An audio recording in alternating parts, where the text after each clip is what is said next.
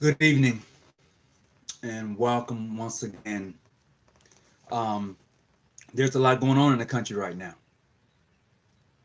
And tonight we're going to talk about the killing of Medgar, a civil rights leader out of Mississippi. We're going to talk about the bombing of the church in Alabama in the 60s where the four small girls were killed.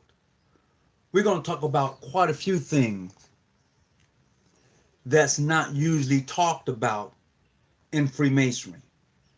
That is because most jurisdictions, most Masons are afraid of talking about real life situations, circumstances. Most of them are afraid to talk about things that affect them on a daily basis. This is including the Sisters of the Order of the Eastern Star also. So tonight, this is not going to be your esoteric. This is not going to be from your book, from any other usual Masonic things that I like to bring and that I usually bring. This is from a reality check. This is from an in your face. What are you going to do now? Check. Here we are. We all saw this for the 10th time that this has actually been shown and happened, where a black man has been killed in front of us all, and it seems to not phase a certain geographic group of people. I'm not going to say that it doesn't phase any of them. It just doesn't phase them as it does us. So I'm going to go into history and bring you forward. I don't know your age group on here. I don't know your geographical group on here that's coming on. I'm speaking from a logical point of view. I want to remove my emotions out of this conversation tonight, because sometimes we speak with emotions and it can be really, kind of, I don't want to put my emotions into this. I want to give you some hard facts, something to really look at, something tangible, something you can say, and this is where we're at tonight. So just for a moment, I just need for you to think. I'm talking to the Mason and to the Eastern Stars. I'm talking to those who look like me. And the reason I specifically say those who look like me, even if you're bright skinned, yellow skinned, I'm talking about to the hue woman and hue man. You'll catch that on the way home. I'm talking to the black Masons, to the black Eastern Stars. And if I have anybody on here from any other nationality, this conversation right here,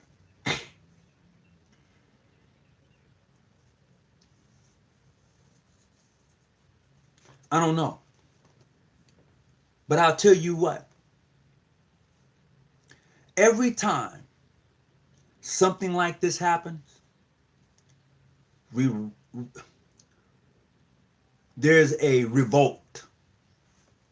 Not a riot, but a revolt against the injustice that is put on the backs of black people. And then when black people fight for the injustice that happens to them, everybody want to join in. Everybody want to join in.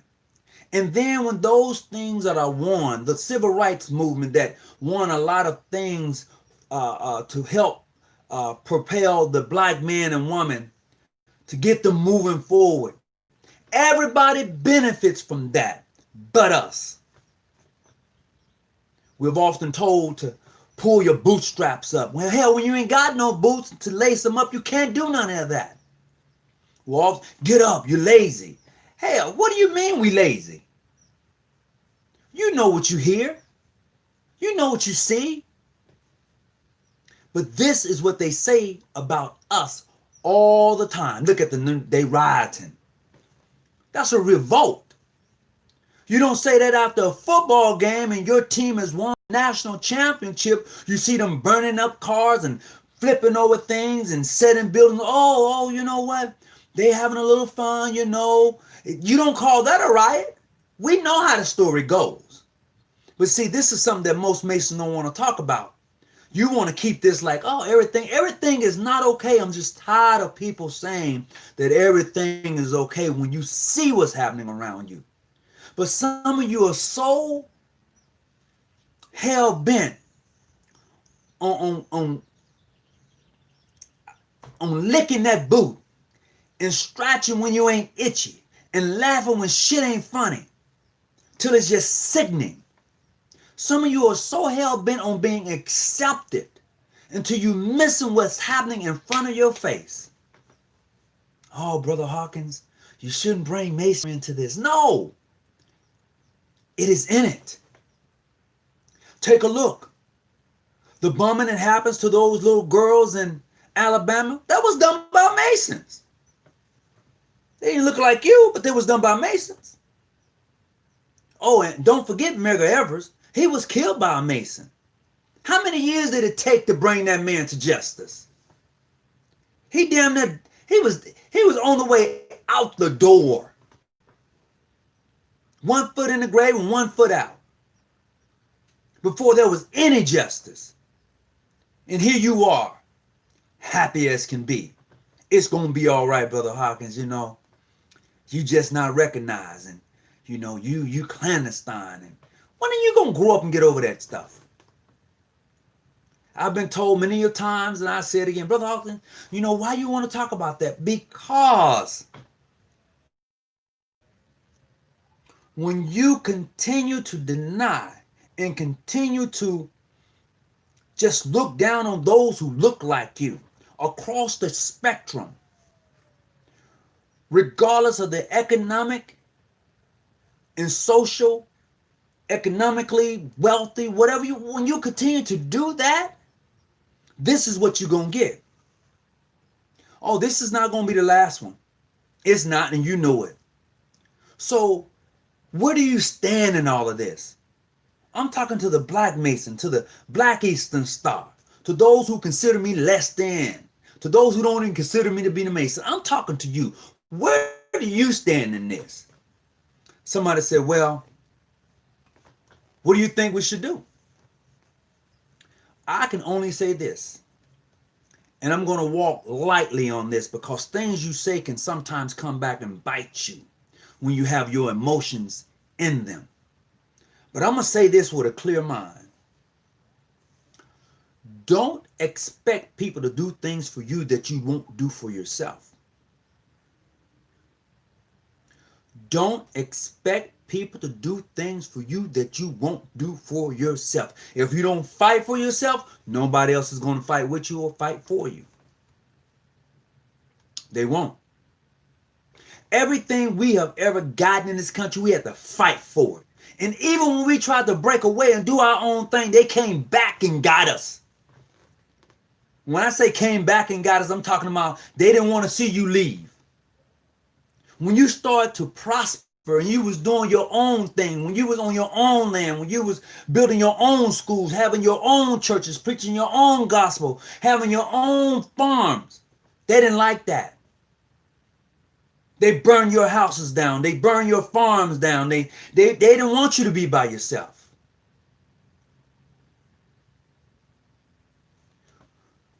So how does this play out? How do we get away from this? How do we move forward? Or can we move forward? Because it seems to me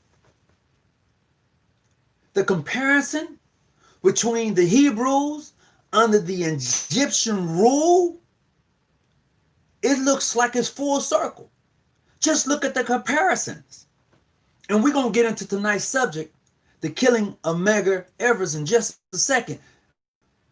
But just look at the comparison. Black people in slavery almost 400 years in this country under the guise of Pharaoh. Then when they said, they're going to do the declaration, proclamation, whatever you want to call it, to emancipation, to set the black man free. How does that look?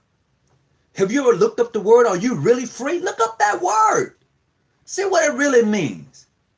Are you really free? Nah, can't let you go. So they take the chains off your arms and your legs. Say, go, be free. A lot of us didn't know what that means. We stayed our ass right on the plantation. We worked for the master. You know why? We didn't understand freedom. Been locked up for so long. To even when they took the chains off and told us to leave, some of us stayed. And look at us now. We are the great-great-grandchildren of the enslaved. And no, look, I know all black people weren't slaves. I know that. Some black people even own slaves. I got that too. But the overall picture is what I'm looking at. I'm looking at the overall picture and what does it look like? It seems to me that all black people were enslaved. I'm looking at the overall picture. I'm taking a brush and I'm painting it wide. I'm talking about something that some of us are too afraid to talk about because, you know what? In my jurisdiction, we can't talk that way. No. So here we are, 2020. It damn near look like 1960.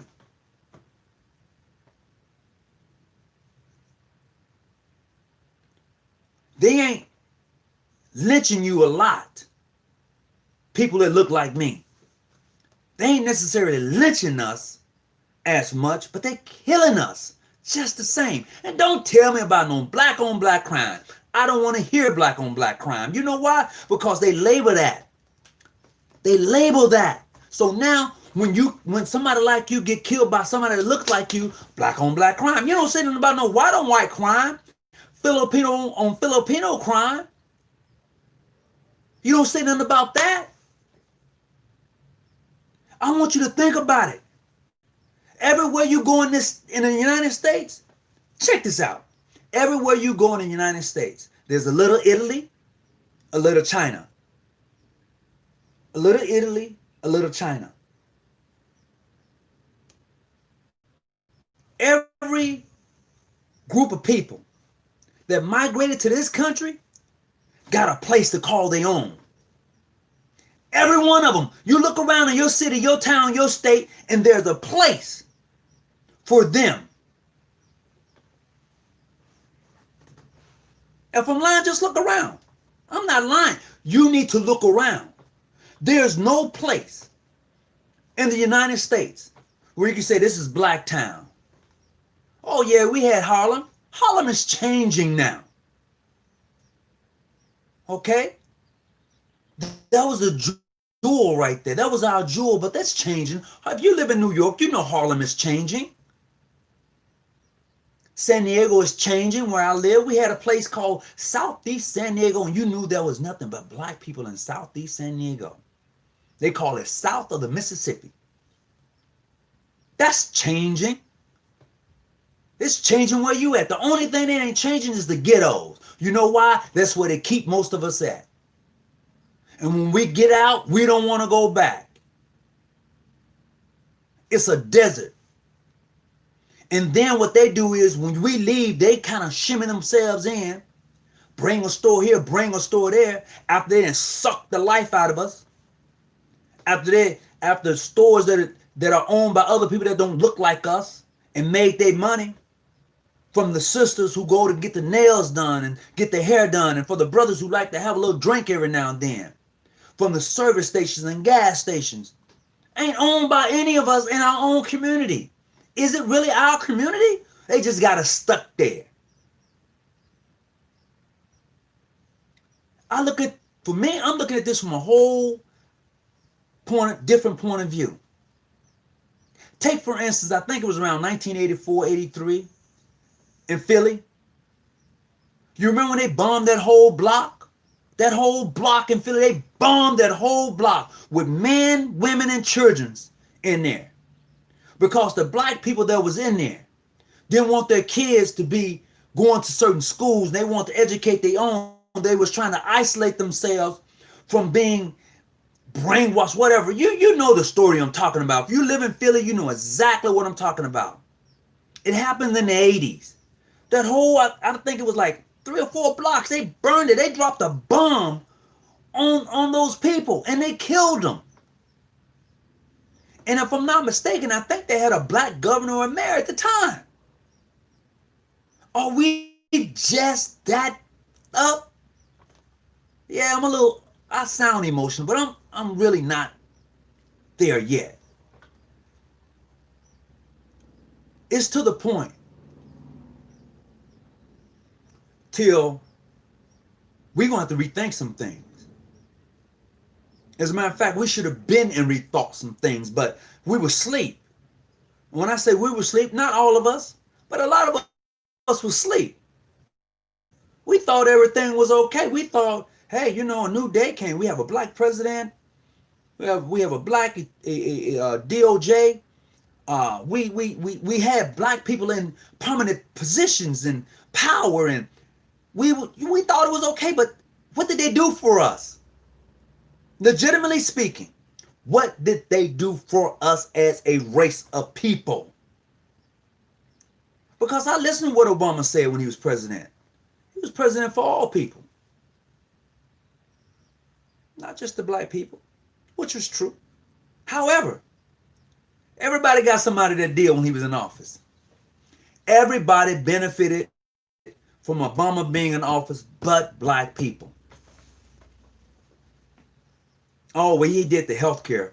He did that, but that was for all people. It wasn't specifically for us. Well, what are you saying? I'm saying that when we try to get away as a group of people, as a race of people, when we try to leave, when we try to break away and get out, they come get us, bring us back.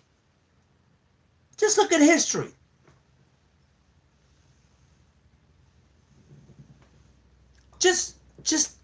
I just need for you to think for a moment. It is time for us to rethink, Masons. It's time for us to pour out the old wine and throw out the old bag, get you a new bag, get you some new wine, pour in the new wine. It's time for you to rethink because you're not thinking. You Masons, you Sisters of the Order of the Eastern Star, and I say you, I'm talking to the new ones, the ones that was born in the 70s. And now here you are in your early 40s, maybe late 30s. I'm talking to you, okay? First generation freed black person with no laws to restrict them from movement. How many years ago is that? 45 years? First generation freed black man in the United States wasn't until the 70s. With no laws, no Jim Crow laws, no black quos, none of that. Black codes. You didn't have any of that to deal with, but you dealt with it as a child. You didn't know it. Maybe your parents protected you. You didn't realize what you was doing. You remember, you know the saying, come in the house before the lights go down. Why do you think your parents told you to get home before the lights come down? Your ass may come up missing. Simple as that. Now here we are, 2020. I did a video not long ago. I said that it looks like 1920 more so than 2020. Should we have gotten farther? Shouldn't we have? Shouldn't we have reconciled our differences with each other by now?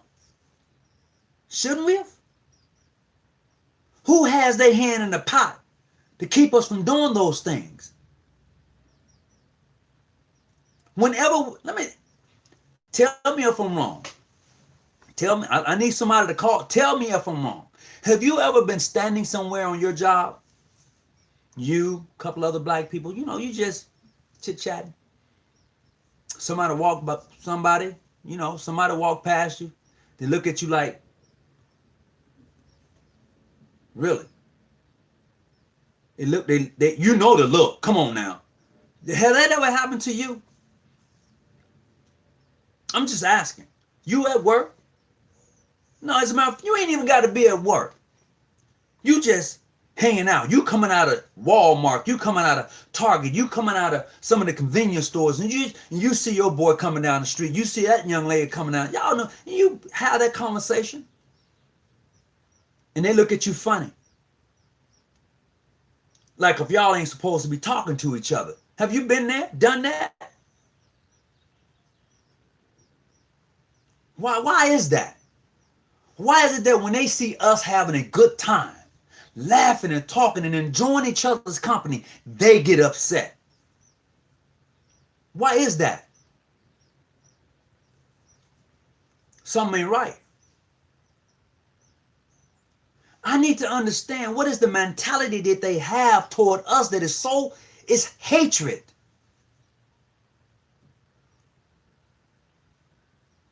And the reason the show is called The Killing of Medgar Evers is because Medgar Evers was killed by a white Mason.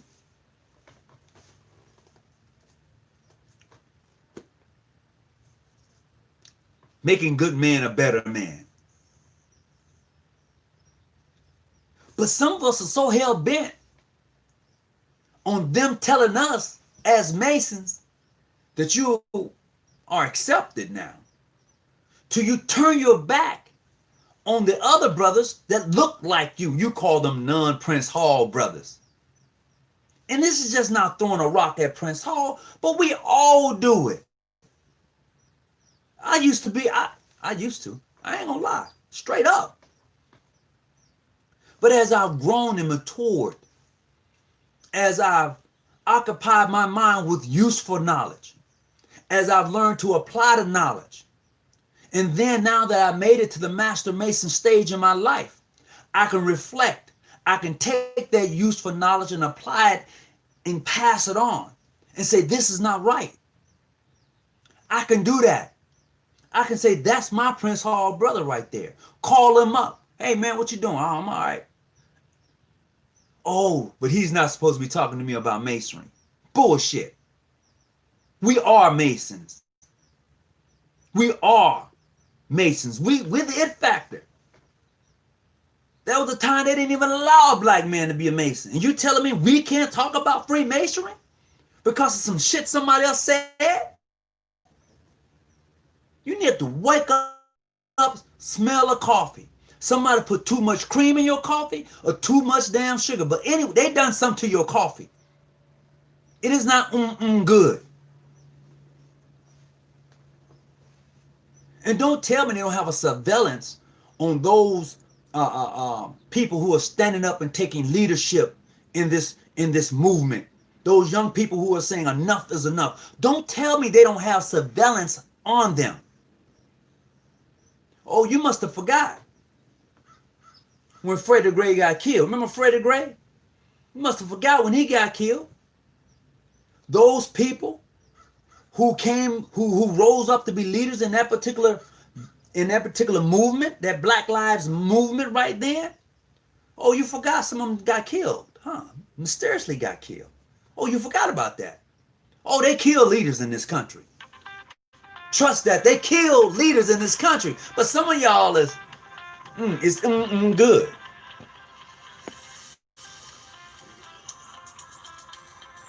Hold on just a second. Hello, can I help you? August, how you doing? Oh man, I'm all right. How about you? Who am I talking with tonight? Brother Mason, how you doing? I'm all right. What's your comment tonight, my brother? Oh, you on the show? I'm on the show. That's why I be listen, man. Me and you always getting mixed up, man. And I told you I'm from Birmingham, Alabama, man. And I'm always getting mixed up on the show where I can't get on your show. I don't know what it is. And I was looking for you tonight and couldn't find you. I was calling you, brother. Just I don't know what's the topic for tonight. The killing of Medgar Evers is my topic tonight. He was killed by another Mason. Okay.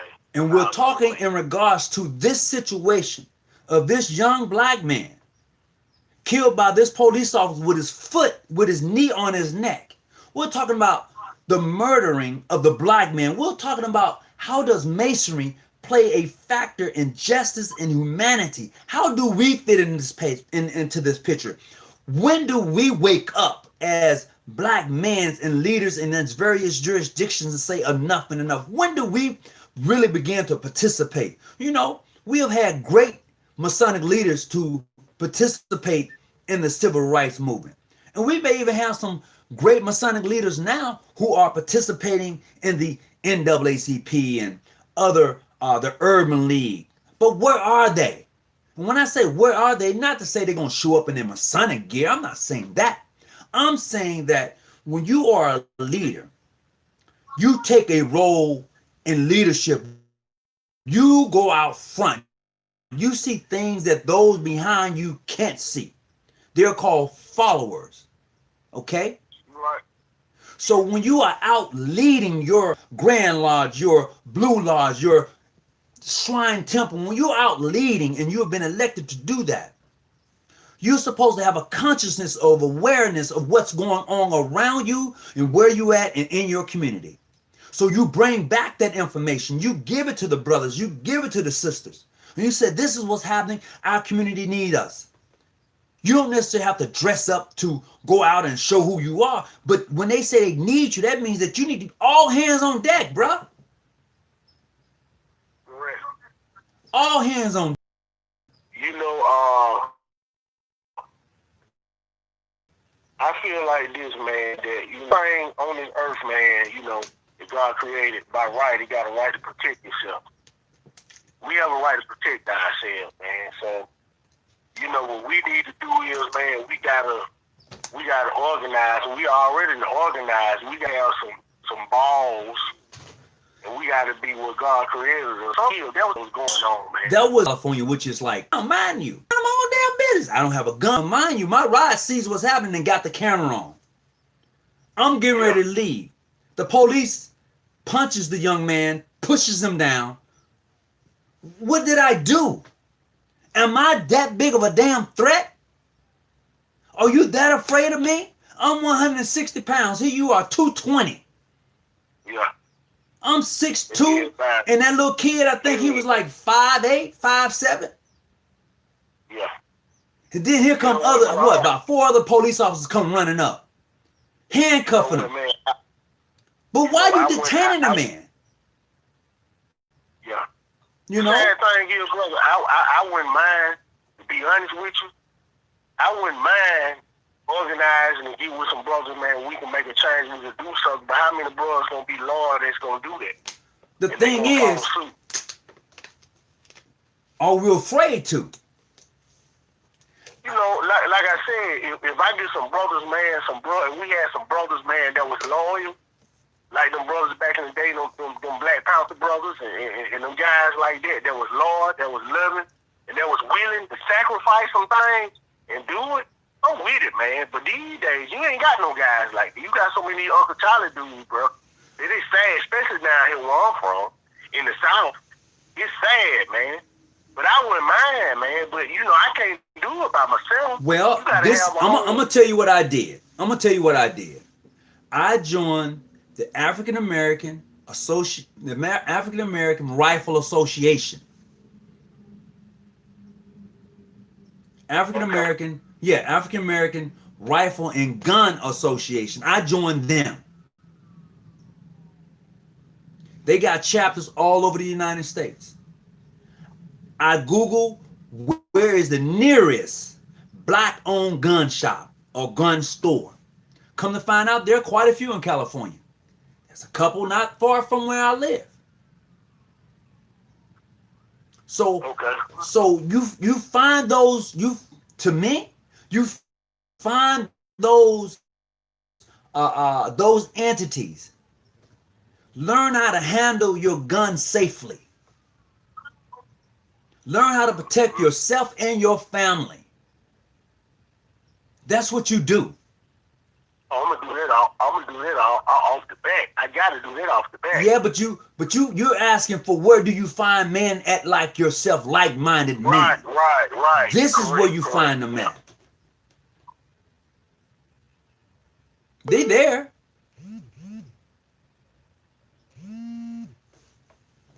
They there.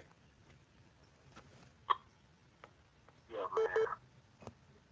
Yeah, it's sad, man. It's sad, man, with this situation going on, man. It's sad as hell, man. This shit don't make no damn sense, man, for real, bro. Hold on just a second. I think I got another caller coming through. Hold on just a second, okay? Yes, sir. Hey Jason, you calling into the show? Yeah. All right, talk to me. What you got? I got two things. You asked two things that's happened. Well, I'm gonna say three things that's happened to the leadership. One, not my generation, not so much your generation, but your parents' generation sit back and watch them knock off our leaders one by one. And it scared somebody to step up in that leadership role. And two, people who are more selfish than selfless, where all we care about is our material things now, what we got, instead of helping out our brother. And three, it kind of goes with two, we as the people have been bought. And that's all I got. Well, I appreciate you calling in, and I'm going to agree with you to a certain point. And the reason, brother, elaborate, and I'm gonna listen to you. All right, I appreciate it. Go ahead, hang up, and I say that to say this.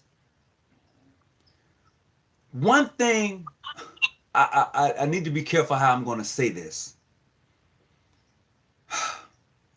One thing I admire about a certain group of people is that although you may take out one leader, another one always emerges. Mm-hmm.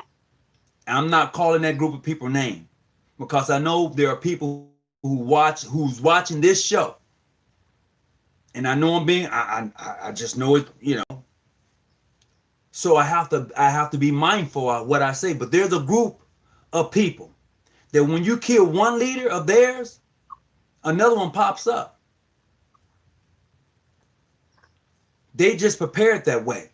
It's not structured to where you kill the leader and the movement dies. It's not that way.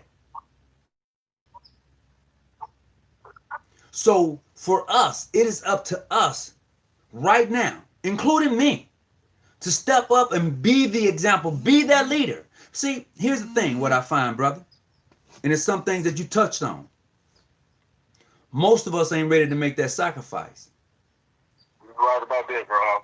So therefore, you don't have an example of a Martin Luther King or a Malcolm X or an Elijah Muhammad or even a Louis Farrakhan and all those other leaders who have come and those who are gone. Medgar Evers, you know, Dick Gregory, okay, those type of leaders, they was willing to make that sacrifice. So if you don't have the heart to know that you might be next, you ain't gonna step up to the plate. And this in turn is where Jason was correct.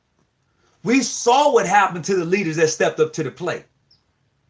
This is why when Hoover, I think that's the FBI, that's what's his name? They named the FBI building off of him. J. Edgar Hoover. This is why he said he wanted to snatch out all the light for a coming Messiah for the black man. He said that. You can Google what I just said and it'll come up. So what did they want to do? They wanted to snatch the light. They wanted to kill the leaders to show the example. You want some of this? You willing to die for it? Here you go. See what happened to him? Then what did they do? They gave a few of us good jobs. Oh, I'm moving on up. See? So you move on up, you move on out, and you don't look back. And then those who are left looked at you and said, oh, so you it's like that, right? It's like that. You're going to move out and move on up, and then you're going to act like you don't know nobody? Oh. Don't look back. Oh, I got you. I got you. Okay. Oh, you remember when we used to smoke a little bit? You know how we used to run to the store and do our little thing? Oh, you got a little money now, right? You done moved on up, right? So you can't holler at me no more. Oh, you got your number changed too, huh? So now you don't want to talk to me? This is how... Uncle Charlie down here in the South. Say what now? I said we call him Uncle Charlie down here in the South. But see, this is what happens to us. Yeah. And I say this all the time. I'm so blessed and so grateful that I was able to join this particular lodge at a time to where the black individual, the men that was in this lodge, was able to nurture me, because I was 21 when I joined this lodge. Real men. So they was able to nurture me. Oh yeah. Oh yeah, bro. Look. And I tell a story all the time. Because of them, I am where I'm at right now. I'm not saying my mom and dad didn't play a part. I'm just saying that coming to California at 21, okay, 2,000 miles away from home. No, my brother, when I came out here, my brother moved. He moved. He got me out here. He was here for 6 months. He leaves. I'm out here by myself with my wife and my 2-year-old child. By myself. But my Masonic brothers, they was all I had. And that is the uniqueness of this organization. But some of us don't understand that. Some of us has been so hookwinked and blindfolded. You can't take it off because the light is too damn bright. Or maybe you're just scared. Until you can't even see. Go ahead, say what? I said we divide. I'm trying to figure out what can we do to stop all this division, man, and stop worrying about jurisdiction and start worrying about something that's more important than jurisdiction. Because in the ritual, there ain't no use to talking about the jurisdiction, because it don't talk about no jurisdiction. It talks about masonry. It does. And that's the key. Masonry. That's it. It ain't about no jurisdiction, man. Look. We talk about masonry, man. We got the same grips, the same passwords, everything, the same signs, everything. We got the same thing. Look, bro. The answer to your question comes from leadership. You got to look at your Grand Master, your Whisper Master, right, your Worthy Matron, Associate Matron. It comes from leadership. Right. Yeah. If your Grand Master is not involved with the community, but your membership... God keeps showing us these signs, bro, Hawkins. He keeps showing us these signs, like the incident just had. He keeps showing us these signs. We need to come together and stop worrying about our own egos. Egos will mess up everything, bro. Our egos will mess up everything. Let's start worrying about egos, and let's start worrying about what we need to do to strengthen ourselves. Now, I can go down the street, man, and go down this whole block and go to 4 stores. Guess who in them stores? Not my color. And I ain't trying to be funny. I ain't got nothing against no other race, but I'm just saying, in my own community, and I got 4 or 5 churches on this same doggone block, man. And you got folks around here hungry, and folks around here needing help. And these folks running these stores. See, they making millions, but they ain't putting that back in our community. So why we can't make no folks put stuff back in our community, man? Because we sold the store. Wait. You asked the question. I'm going to give you an answer. We sold the stores, brother. Yeah. So when you ask the question, why can't we make them?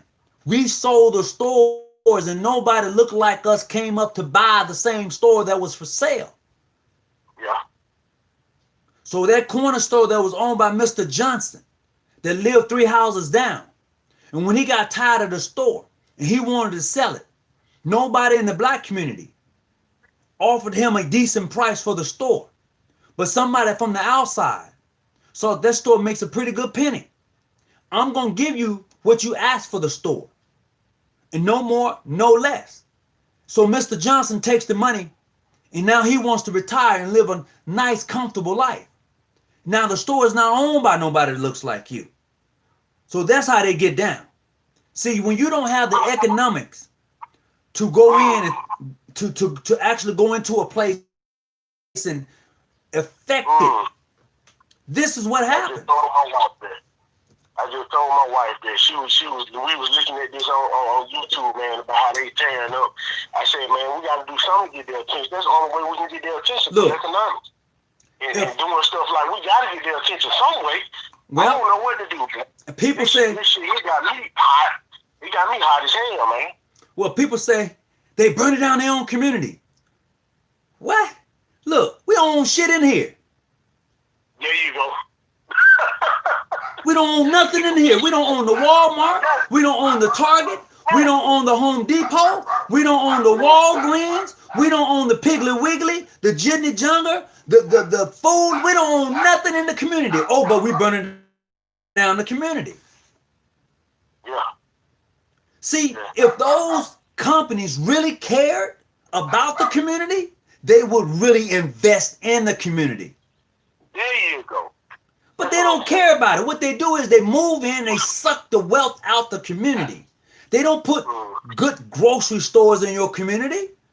Most black communities are deserts.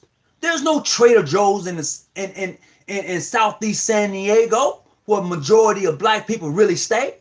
No Trader Joe's. Trader Joe's is about 8 miles outside. That's a good, healthy eating store that sells good produce. Okay? Yeah, there are some farmer markets. Every Saturday, every Wednesday, something like that. There's a farmer's market that come up. You buy produce. Yeah, that's cool. But there's no grocery stores that is owned and operated by. And when you have that, that's economics. That's power. Right. See, you know why? I'm going to tell you this here. You know why you don't see Japanese and Chinese people protesting? Because they stick with their own. Not only that, why else do you don't see them protesting? You said what about, bro? I said, why do you not see Italians, Japanese or Chinese, Asians? They became a nation within a nation. They got their own shit. Absolutely. They got their own shit, man. They don't have to worry, but not only them, the Africans, the Iranians, and stuff like that. That's why they don't put stuff. This whole street down here, why I said, full Iranians got their own stores, man. They don't put stuff in our communities. But they you said something. You said the Africans. Let me share something with you. If the blacks here in America and the Africans that comes from the continent, there are two things that we are shown. First of all, what they show over in Africa about Americans here that are black, we're thugs, we're gangsters. Okay? We're gangbangers. That's what they show them there. So when they get over here, they're already scared to death. What they show us about the Africans over on the continent, they live in huts. Their streets are muddy. They drinking dirty water. Somebody got to come dig wells for them. They living in the bush. So when you go to Africa, absolutely. So when you go to Africa and you realize they got beautiful cities, fresh running water, their toilets flush like yours, it makes you see things a little differently. So when the African comes here and they see that the black man is not as dangerous as they claim, but more so that white man, just like they are over in South Africa. That's a whole nother thing. But that's how they get us. So we have to be able to go in and to break down those barriers that are put up because of what is being shown to us on that damn television. That's why they call it television programming, because they're programming us to how we should deal with each other. We don't own nothing. We don't own a television station. Nah, they tell visions. There you go. You know, we don't own one. Tell me what television station do we own? And if you say BET, you need to go search that out. No. Okay? No, we don't own BET. The man, the group of the groups who own the what you see, what you hear, and what you read controls everything. If you don't believe me, go look it up. There's only 8 groups that owns television, media outlets where this is what you're going to get. Now, yeah, I've heard of TV1. Yeah, okay, TV1. But TV1 don't put no news out there no more. They cut that out. So there's no TV1 that's putting out information in regards to the black man and the black woman. There's none of that. So those stations that we once had, like the BET, we had BET. I think Magic Johnson has a television station. They sold it. Yeah. We sell everything we get, man. You know, so a person that has no ownership, you don't have no rights. You don't even sit at the table. What you gonna bring? People talk about Bill Cosby. Great man, great activist, put his money where his mouth is at. Yeah. He wanted to buy the television station. He had a group put together to buy it, where he was going to be the majority owner. But they was like, oh, hell no. See, when you own stuff like that, you're able to see people in a different light. Yeah. But that's the problem we got. They've redlined us out of... We got to figure out a way, brother, to start showing people and being able to teach some people, man, and like I said, get out of this jurisdiction stuff and these churches and these whatever, man, just to be able to get to our folks, man, because if we don't wake up, bro, it's going to be a sad day, bro. I would say this. It's getting there. It's getting there, bro. I would say this. If you are an Eastern Star or a Mason, go join the Urban League. Get involved. If you... I am a Mason. Go get involved with the NAACP. Help change their leadership, because they ain't fighting for us like they used to. Okay? No, they not. Go join the Urban League. They ain't fighting for us like they used to. Go join other organizations that are out front. Okay? Because a lot of people are afraid. They'll say, well, you know, I'm a Mason, but you know, my lodge, Masons are not supposed. Say what? It's so watered down now, Bro Hawkins, man. All this shit so watered down now, man. It's beautiful, man. It is. It's so watered down now, man. Well, you know, you can't find no real guys that just got the balls. I'm just gonna call it like I see it, bro. They got the balls. Everybody wanna kiss ass. I can't kiss your ass. I'm not gonna kiss your ass. It ain't beneficial. So what you saying is you ain't gonna scratch if it don't itch. There you go. There you go. Is that what you saying? There you go. There you go. You ain't gonna laugh at it if it ain't funny. You know, so you know, you gotta have some. We gotta have some guys, man, some real men like Granddaddy was back in the day. They didn't play the radio. Well, brother, we are granddaddies now. Have some guys like that. Hold on, That's hold what on. I'm talking about, bro. See, here's the thing. See, we granddaddies now. And right. now our kids are looking at us. See, we granddaddies now. We granddaddies now. We grandmamas now. So you're right to a point, and I have to agree with you. But see, here we those folks now. See, mom and daddy probably gone for a lot of us. So we mamas and daddies, we uncles, we aunties now. It's time for us to take our rightful place. That's what time it is. See, the Kings and the Malcolms, they did their job. They gone now. I'm not looking for the next king or the next Malcolm. I am the next king and next Malcolm. Look in the mirror. You're looking at the next leader. Get involved. Don't just sit around talking about it. Be about it. Go become an NAACP chapter president, Urban League president.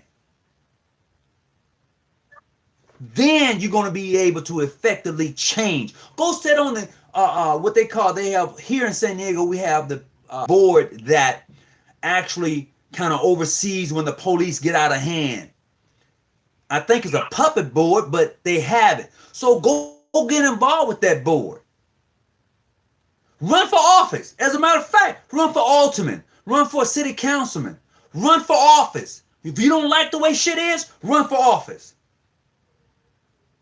If you don't like it, become a police officer. Oh, I ain't gonna do that. No, if you don't like it, become the police officer, and one day you'll be the chief of police. You make the change. Get involved. Get up off your ass and do something. If you don't like it, get involved. If you don't like what you see right now, get involved. People say, well, go vote. Hell, we've been voting for a long time now. And none of those parties have really done what they're supposed to do by us the right way. Hell, we damn near an endangered species. And none of them have done anything to say, look, they really need a hand up. I'm not asking for no damn handout. I'm asking for a hand up. Okay? That's all most of us want is a hand up. Not a handout. I'm not asking for some free shit. I'm asking for a hand up. Give me a hand up. Teach a man how to fish. He'll be able to feed his family. Yeah. They got us in ghettos. The building is 30 feet tall. 30 stories high. The elevators don't work. They got us in projects with gates around them like it's prison. One way in, one way out. You know? So they got us caged up. And some of us are lucky to be able to go out and buy a home and move out the projects or the ghettos. Hell no, we don't want to go back. But the process is if you get out and you know your homeboy's decent. Yeah, he sold a little bit, but you know he decent. Go get him. All right, go get him. That's all. Go back and get somebody.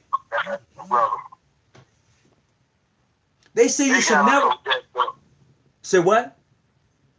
I said they got us so jacked up. They got these guys so jacked up down here, man, with they whole way of thinking, man, that it's sad, brother. It's sad, man. So it's a whole lot of work to do. Well, there's a whole lot of work to do. We built for it. A lot to you, brother. Well, we built for it, bro. I hear your show a lot, man. And you know, I agree with a whole bunch of stuff you say, man, as far as the jurisdiction stuff or us being black folks stuff. That's the only thing that counts. Us being black folks. Like you said, we look the same, all of that. So, ain't no use us fighting against each other. The one common goal we need to do is try to make and put us in a better situation than we are now. And God keeps showing us the same thing. Every time we put on TV, one of us getting killed, one of us getting hurt. He don't care about us being a Christian, Jew, Muslim. He don't care about being PHA, PHO, International, John G. Jones, Martin Free. He don't give a damn about none of that. That's true. You're black. And we're going to fuck you up.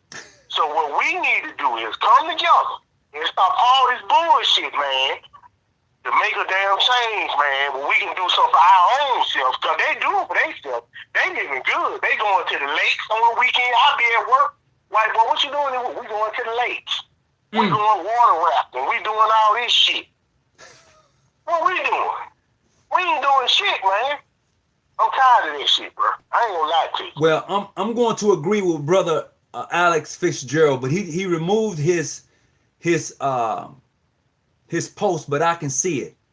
He asked that I invite black bankers, black folks in poverty. Oh, I don't see it. It just went away. I don't see it now. But anyway, I got the logistics of what he was saying. But he's right in regards to that. We need to understand economics. And I'll tell you what, July the 7th, if you hadn't heard this already, listen up. July the 7th, they're asking that black people don't spend a damn dime for one day. Can we do that? July the 7th. If I don't have the correct date, somebody can put it in the chat for me, but I believe it is July the 7th. Don't spend one dime, July the 7th. And you're right. We are some of the most creative peoples on the planet. Period. Yes, we are. Yes, sir. You know, people can say whatever. Look, if we leave, this shit's gonna go real bad. Mm-hmm. Big shout out to Light Travel. I thank you very much. Appreciate you, man. Thank you so much. Thank you, bro. Go ahead, talk. Thank you, bro. I appreciate you, man. I appreciate you, brother. Hey, listen, I appreciate everything you do, black man. I ain't gonna lie to you, brother, man. Listen, you're a real inspiration for me, man. Listen, like I said, I can't wait to meet you in person. You ain't afraid. You ain't scared. You a fearless dude. And I'm with you 100%. You understand? Man, I'm scared. with you all the way, bro. I appreciate you. Hey, all the way. I'm gonna say this before. And I'm gonna keep calling you and hollering at you and talking to you. And we're gonna meet up one day. I'm in Alabama. We're gonna meet up one day down in Mississippi. And I'm coming to holler at you. Well, I appreciate that. And fellowship with you. For real. I wish I could come to California, but I can't make it that far. Don't worry. Don't worry. Don't worry. We're gonna hook up one day. But I'm gonna say this. I see brother Alex Fitzgerald. I see his post. He's right. He didn't delete it. It just didn't show up. I had to accept that post because of language. But that's how YouTube does it. So his post says, Hawkins, you need to invite black bankers on your show. Black folks live in poverty because we do not have access and strategy. Applications of bankers or banks, finances, and securities. He's right. He's 100% right. And I'm going to invite a banker. I know a banker, and I'm going to invite him and see what he says. He may or may not. I'm just going to put it out there and ask him. You know? Hey man, listen, bro, Hawkins, what we gotta do is we gotta do things up under the radar sometimes too. You know that, right? Of course. You can't tell. So you can't tell your open enemy everything. I consider you as one of them guys that you was talking about. That was one of them leaders. You named a couple of guys. You named Malcolm X. You named Dr. King. I'm gonna name some more guys. Marcus Musa Garvey, Noble Drew Ali, W.E.D. Du Bois. All these guys. You understand? You know, you one of them guys. So we got to make sure that you straight. So a lot of ideas and a lot of thoughts that you have, listen, keep that shit up under the radar, man, because you know you got some cowards and eavesdroppers out there, man. Hey, I appreciate that advice. That is some good advice to give somebody like me sometimes, because I get excited. I do. I get excited. I understand, because you're real passionate about it, but remember that. You got them out there, bro, so you got to watch them now. Oh, yeah. And they don't want to see you succeed and want to see us succeed at all. You know that. Yeah. And that's for sure. All right, man. So, look, I appreciate you calling in. We're going to get ready to shut it down, man. But all right, bro. Appreciate you, black man. All right, I appreciate you. And be careful. Be careful, man. Yes, sir. Be careful and be cautious. Yes, sir. All right? Bye-bye. Appreciate you calling in. So as we move forward, and I get ready to lock this down tonight, it is my hope and my prayer that each of you, sisters and brothers, be safe. Be safe. These people don't care about us. Okay? It's about humanity. They show us no humanity. Be safe. I was told by a black police officer, the most important thing you can do for your family is get home, Hawkins. You don't argue with people with guns.